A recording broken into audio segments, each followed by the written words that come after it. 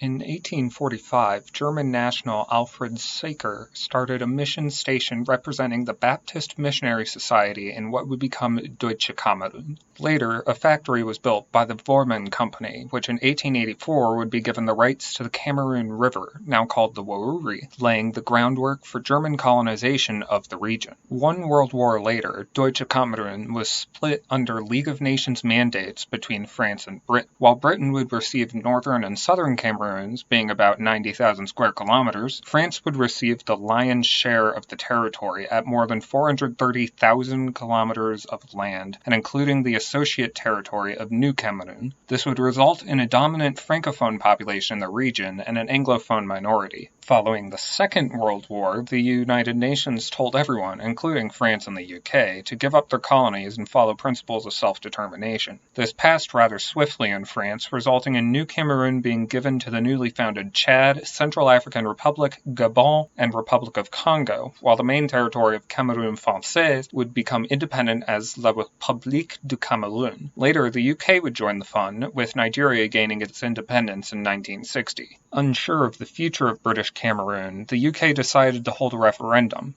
Northern Cameroons, with its Muslim majority, decided to join Nigeria. Southern Cameroons, despite desiring an independence option, was shot down by the UN due to British claims that independence was not economically viable. In the end, Southern Cameroons voted to join French Cameroon. This was no easy process, however, and in 1961 the Foumban Conference was held to decide the specifics of the new state's constitution in compliance with UN regulations. Southern Cameroon representatives came with the results of the Bamenda Conference, where native leaders and every political party in the nation came together to decide what they wanted in the new state, while Cameroon President Amadou Ahidjo came with a draft constitution for a federal republic. Most of the suggestions of the Southern Cameroon delegates were largely ignored, being incorporated as suggestions in the already prepared document brought by Ahidjo. The new constitution was meant to be ratified by both states' houses of assembly, but despite the Southern Cameroon House never doing so, the Federal Republic of Cameroon was declared in October of that year. Things went on for a few years with some violence until 1972, when Ahidjo made the decision to transform the country into a unitary state. He defended his decision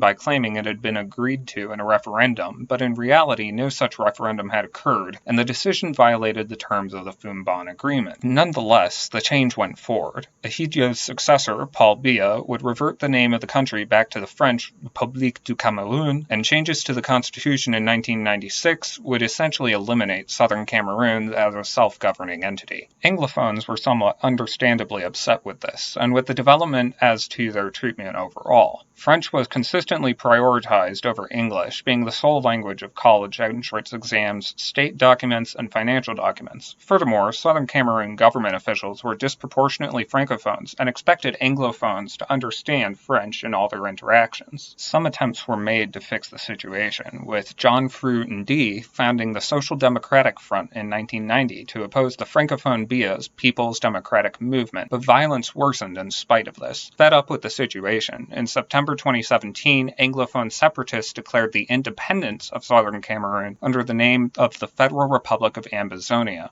The resulting war has killed more than 3,000 people and caused over 500,000 to flee their homes, often taking refuge in nearby Nigeria. Many people have gone without basic needs, and the reaction of the Cameroon government has composed of such human rights violations as torture, the raiding of various small towns and villages, and the arrest of journalists.